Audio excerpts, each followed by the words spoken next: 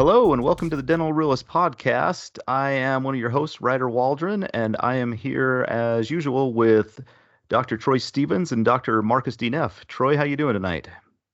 Doing really well. Thank you very much. I'm really grateful to be podcasting with you great people tonight. And you should be. Yes. Looking forward to it all day. Marcus, how are you doing?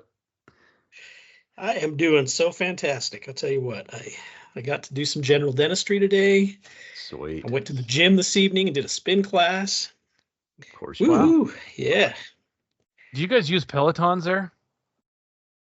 No, I don't know what brand. I don't remember what brand they are, but they're just some basic stationary bike that you can, adjust the stuff and the resistance. And anyway, yeah, it's a good time. Sweet. Nice. Good. Yeah. Do you have anything exciting happen to you at the general dentistry office today, Marcus? Oh man. No. I just can't think of anything that was very interesting. Did you help out any little citizens? No children today, thank goodness. I think that's a win. Wait. Yeah, the last patient of the day for me was a 7-year-old young lady, and she did a great job, and I still struggle with it. Yeah. I don't know. The older I'm getting, the worse I'm getting with pediatric patients. I don't know. I'm just like, gosh, I don't want to be that guy that they tell horror stories about for the rest of their lives. Yeah, I see a kid on the schedule, and even if I think it's going to go pretty well, I still think of the worst possible situation that could happen, and usually it's them thrashing about or doing something. I don't know. Yeah, kids on the schedule. Do you have a papoose it's rough sometimes. No, I don't. But God, they had those in dental school when we were there, didn't they? They did. Remember that? Yeah, they did. Yeah. They did. They most certainly did. I can remember seeing some kids on those. What was the name of our pediatrics guy? Instructor. Oh, I can't remember. His started name with a P, I believe. Yeah. Dr. Pediatric Dentistry. Yeah, he had no fear of slapping a kid in a papoose. Oh, yeah. Yeah. Did you guys ever have to work on anybody of papoose? I never had to. One time. I don't remember it. Yes, I do. And I felt terrible about it because I'm like sitting here, man, is this right? Yeah. It seemed. Oh, that was that 67-year-old lady, wasn't it, Troy? Yes. Yes, that was her. We had to get a bigger papoose. Yes. I like to put nitrous and a papoose on all of my patients. Yes. They're much better behaved. I have been looking at our downloads, guys, and France is back into the number 2 spot. So, Marcus, despite your best efforts, we have not offended the French completely. Excellent. Well, don't try. Disrespect. I definitely meant no disrespect. We love our French listeners. We'd love more of our French listeners. Yes, we love our French listeners. Okay, let's get into our topic before Marcus loses all of our listeners. So Marcus, this is actually I shudder to even go this route, but Marcus, this topic tonight was your idea. So why don't you tell us kind of how this came to be? I was just trying to think of something interesting, like I was filling in at a general dental office the last few days. Some of our listeners I can't remember if I've mentioned this, but I'm working now at a practice that only does crowns, and it's just CEREC CAD/CAM crowns. And so I've been working at this office for a few days, just filling in general dentistry. And I got thinking, man, I am pretty set in my ways about how I do things. I just, I pretty much have the materials I like to use, the instruments I like to use, the burrs I like to use, just kind of a routine thing. I've been doing this now for about 21 years. And, is complacency, I don't know if complacency is the right word. Like, for me, I think of complacency as just being, just kind of satisfied, just comfortable with the way things are. Yeah. And I kind of feel like, yeah, I am. I'm pretty comfortable with the way I like to do things, the stuff I like to use, and how I like to do it. And I thought, is that a bad thing? Is that a good thing? We can throw that around a little bit and just talk about it. Well, what came to mind when you brought this up is what are the things that we learned in dental school that we still do now? Like, I mean, what has really changed a lot? I mean, we pull teeth the same. I don't know if there's any new techniques there, but fillings really changed that much? Maybe the bonding has changed a little bit, self-etching stuff, but I mean, what else did we learn in dental school that we still do today? I actually use the same Yeah. bonding agent. I actually have never changed my bonding agent. I've tried a few Yeah. other ones, and I just came back to the other one because I liked it better. Yeah, and why would you change if it works well? Yeah. I mean, And the thing is like that it's still available too, you know? yeah, I mean, that's one I thing feel that's like kind of nice. in dentistry, it seems like people just change because they want to change. And when we got out of school, I always looked at some of these old timers and like, golly, still like doing this old time stuff. But it's like, yeah, it kind of works. So I don't know, Marcus. I don't know if complacency is the right word or just comfortable or smart enough to know that we don't need to do stuff or to change stuff that doesn't need to be changed. I don't know. Yeah, when I was thinking about it, I was like, I don't think it's a bad thing. Like, I don't think Yeah. it's a bad thing to just do something that works and that you get good results with. But then I also thought, things change over time. I mean, for instance, when I first got out of dental school, I was doing crowns the way I was taught. I'm prepping the tooth, taking an impression, sending that to the lab, getting back, all the steps that we've all been taught and probably still they teach in dental school. But now that I'm working in a practice where all we do is CAD CAM crowns, I mean, obviously that's different. That's new. So Hmm. at some point I had to do something different, learn something different, and start doing something different. And for me, I like it better. It works better for me. But I know there's people out there that still get great results with, impressions, temporaries, all those kind of things. So, Conventional I mean, polyvinyl. yes, Yeah. hydrocolloid, Hydrocolloid. Yeah, water we cooled did learn how to tray. use that. Yeah. Yeah, Yep. if you don't know how to use a hydrocolloid impression, you look that up. That's good stuff. I've never done one. You Um did one in dental school? yeah, in dental school, yeah, in dental school. And it was How kind of many fun stuff to work with. It was just kind of weird. how I many thought it times smelled. did you have to redo it? I don't remember. So, yeah, I guess Stuff for our listeners, it tore so easy. yeah, it was It was kind of this so flimsy. like goo you put in an impression tray, and then it had like you'd run cold water through it. It had like one Yeah, the tube tray that had a had the channel. water flow through it. Mm-hmm. And then the water would come out the other tube, and there was a channel, and it would cool help the material set up in the patient's mouth. But yeah, I just did one on like a mannequin. Mm-hmm. Yeah. Yeah, Yeah, that was a tough one. And it just yeah, that was weird. absolutely tears so easy. It was so flimsy. Yeah, But, yeah, that was weird stuff. yeah. Um, So well, you're this saying you don't use that in your practice? I do not own a. Uh, I might own the tray. I might still have one of those trays from dental school, but I don't know where it would be. My basement somewhere. Um, yeah, Yes. but like talking about the stuff that we do different, I think we all use a digital scanner now. And so that's something that we have used. I don't know what made you guys get into digital dentistry, I guess. Marcus, Sarek brought you in. You Oh said, right, man. Marcus? Marcus I is mean, the Yeah, grandfather of CEREC dentistry, I believe. yeah, I think Marcus started that Sarek.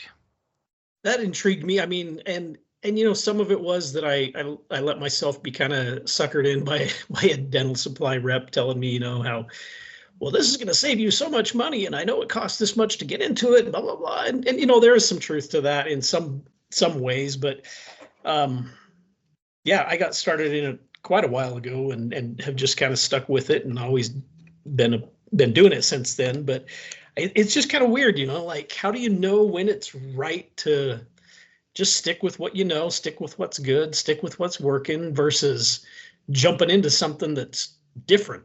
Mm-hmm. How do you know whether you should, whether you shouldn't? I don't know. It's hard to know. I guess my thing is if I get better results with something, then I'll switch. But if I don't, I'm not going to change anything. That's one of the Hmm. reasons, But like I think, the thing that got me with scanning early on in our careers is I was like, I don't know, man.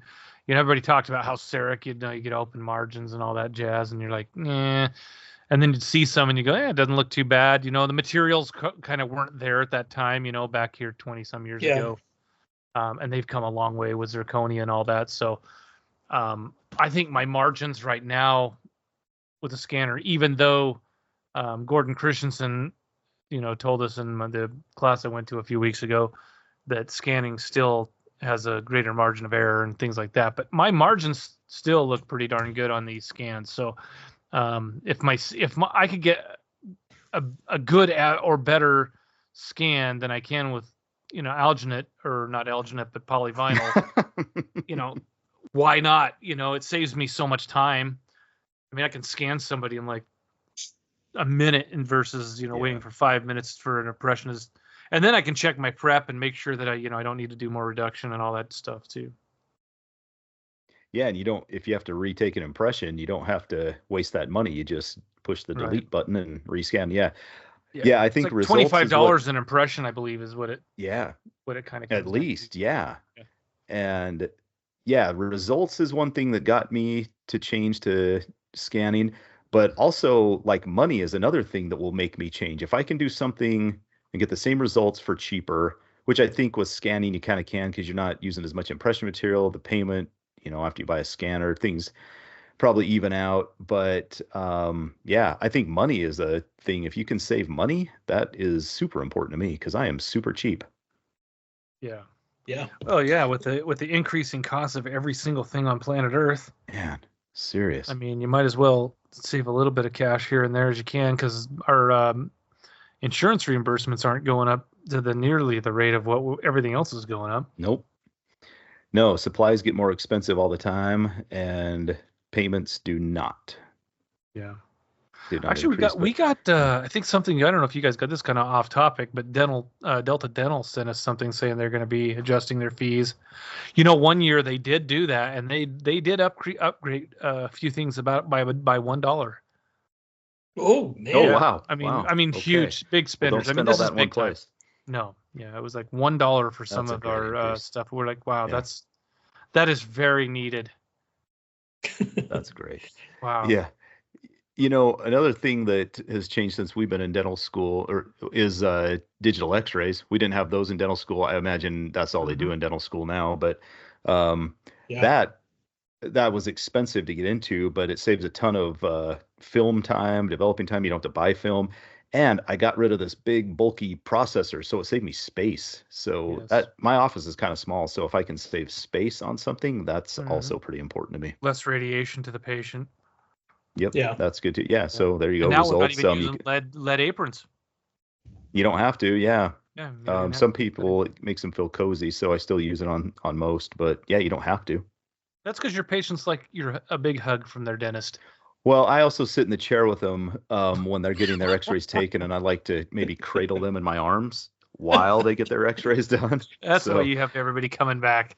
I'm all about comfort and protection, guys. I'll take that radiation blast for them if I have to. That's what I'll do for my patients. Like, well, that looks like my bite wing. Yes, but I saved that patient some radiation. Oh my gosh.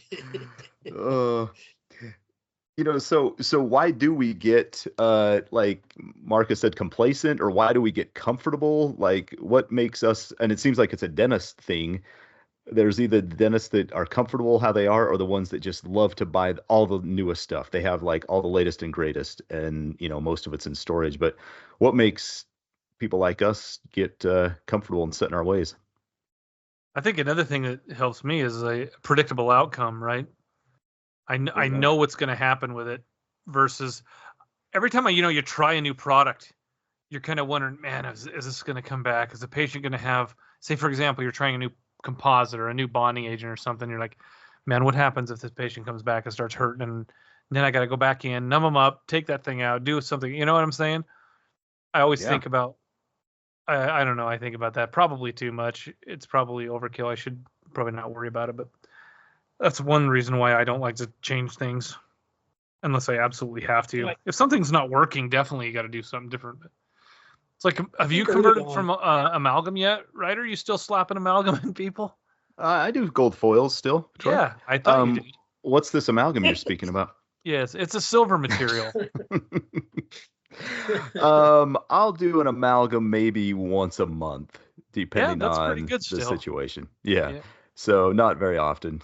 Some people request them maybe out of cost. Sometimes it's like, well, that's just a wet mess. So I'm just gonna have to slap some amalgam in there. But if Yeah. you can't isolate it or whatever. Yep.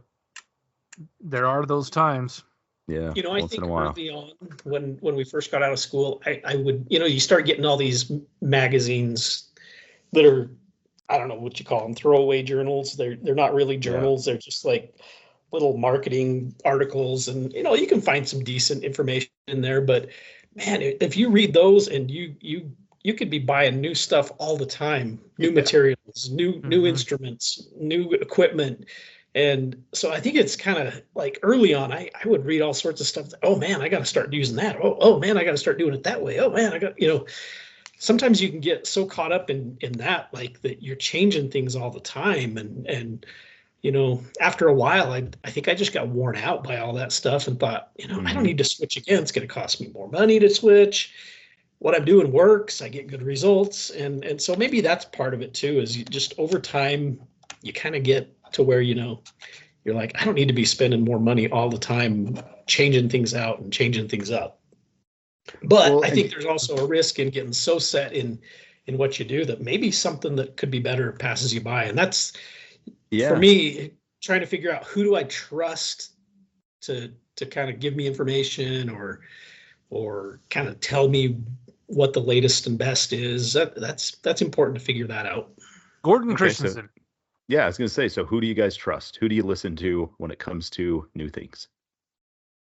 Gordon Gordon Christensen. Christensen? Okay. I would say he's our He has some good he's our stuff. man. He really is. I Yeah. mean, I think that he tests stuff so well, you Yeah. know.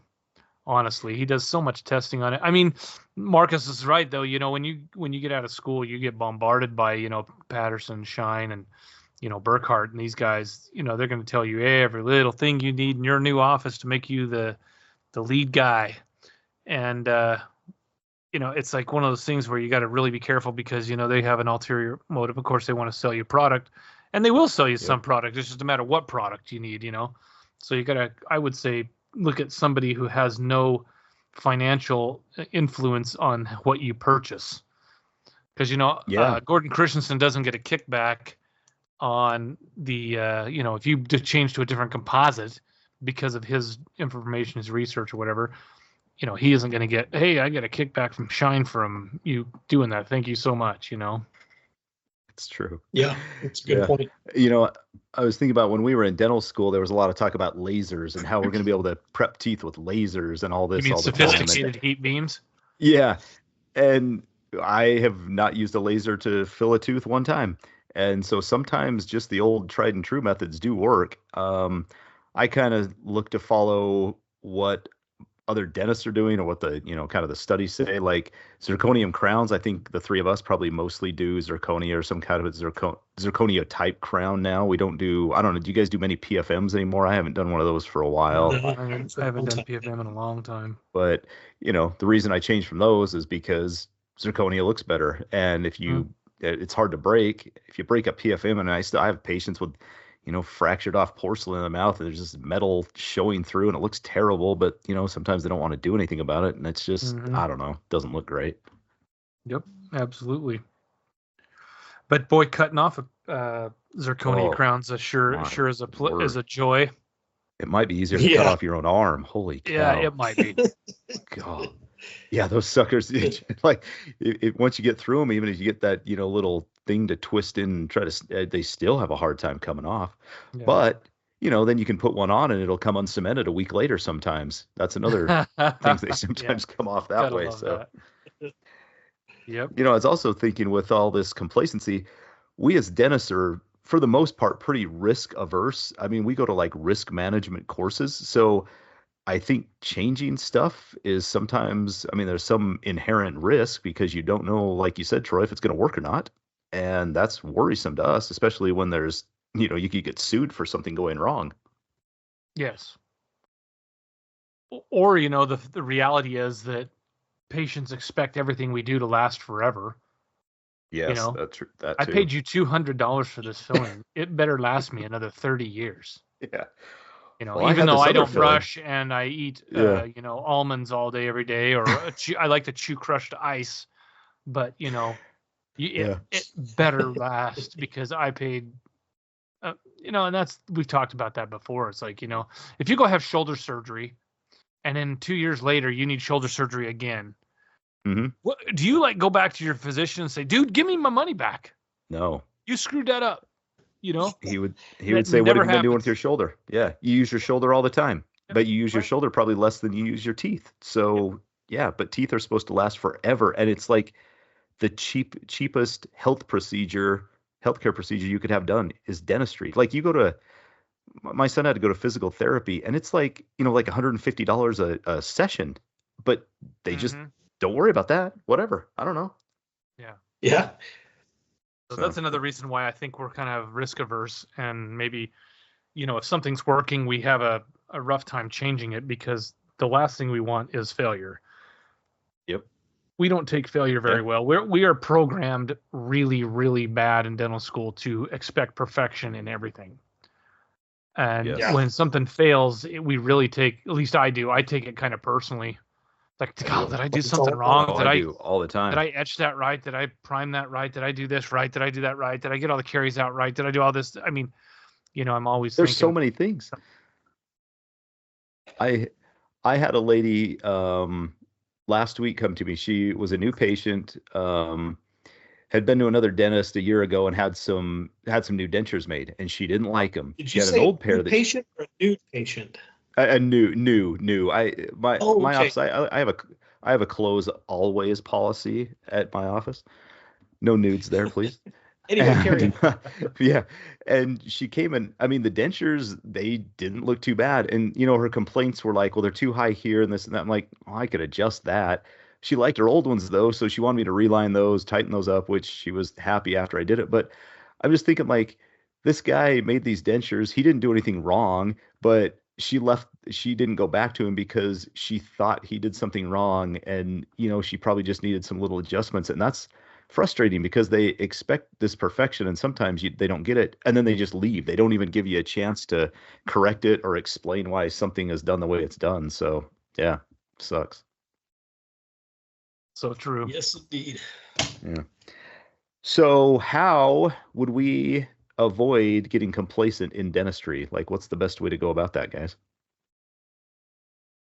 I mean, we could get nude patients, I guess. Maybe that would help. I don't know. Less complacency if you saw those. God. I think, sometimes I feel like I need to look for like better CE classes. I personally, I mean, this is just me, but like sometimes I get kind of lazy with CE and I'm just like, well, that's a free one. I'll take that. It's 1 credit, it's an hour, 2 credits, whatever. But honestly, sometimes you get what you pay for. Now, at the Yeah. same time, I don't want to go out and spend thousands and thousands of dollars, but I don't know. Sometimes that's one way to, you get what you pay for, maybe. Yeah, that's true. I did a CE course, I don't know, 2 weeks ago or something like that. It was an endo one online. And what I noticed is with a lot of these CE courses, they're pretty good, but then they always try to throw something in that they're trying to sell you, like a certain product. And that always turns me off about a CE course is if I'm getting sold, if I paid for this course and then they're going to try to sell me your endo files. I don't love that. Yeah. Yeah. That is the problem with a lot of CE is based on, sponsorships and stuff like that. And Yeah. they got something to sell you, the new latest and greatest. Yeah, stuff like that. That's true. We need to come up What with a about, product to sell. That would be great. yeah, what could we sell? I don't, we'll think of something off air so we don't give away our grand ideas Oh, to yes. That's anyone. right. That's right. I was about ready to Yeah, say. Yeah. that's right. We've got a lot. What about like coaching or consulting? Marcus had mentioned that earlier today when we were texting back and forth. I think some of it is good. I mean, I've had a lot of consultants in the past, and I think that they've taught us a lot of good things. What some of it, applies, some of it doesn't seem to apply much. But it's expensive. It's not Yeah. super Yeah. cheap stuff. But you know, you may get a few nuggets here and there. I think once you're in the game long enough, though, like, you know, us, there's a lot that we already know, and so it's like, what's the point in paying somebody else to do stuff? You just have to go out and do it. But it does help if Other you than don't have time to manage stuff, then it helps. maybe the accountability, you know, but again, is it worth paying somebody to hold you accountable to do the things that you already know you should do? Yeah. It may be, depending on what it costs you. I don't know.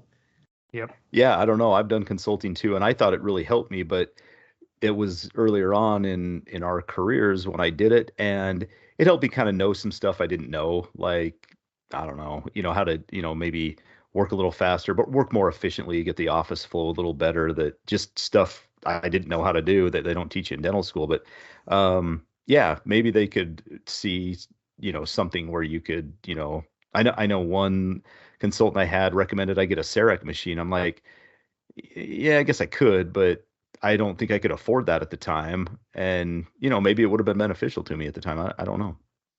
Your practice could have been twice the size it is now if you would have just listened to that consultant. Missed opportunity. Yeah. Missed opportunity. Yeah. Yeah, could have been. Or I could have. Nothing you could do about it now. Or I could have spent $150,000 that I didn't have. Yeah. I could. Oh, but you can write it off. Yeah. The write-off. I'm still waiting for somebody to explain to me this magical write-off that every business owner gets. Yes. It's like they just give you free money.